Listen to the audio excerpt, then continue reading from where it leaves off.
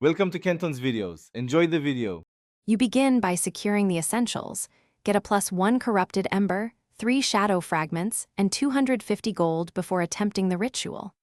Once you have them, travel to Corrupt Hollow at night to trigger the spawn conditions.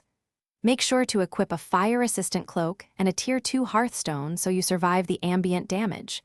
You move straight into the active sequence. Do not idle. Prepare your inventory slots for the Toasty item, and keep 1 healing potion ready for the opening phase. Once done lighting the ember on the ruined brazier, hold it for 6 seconds while positioning yourself inside the small stone circle. Then, drain 50% of your health using the sacrifice command and immediately start the 3-line chant that appears on screen. Timing is critical. After the chant, bind the ember by using your 3 shadow fragments one after another. Make sure to press the use key just as the ember pulses. If successful, the ember will corrupt and begin emitting the toasty glow. Finish by picking up the corrupted toasty item within 10 seconds of the final pulse. You must claim it to make it yours.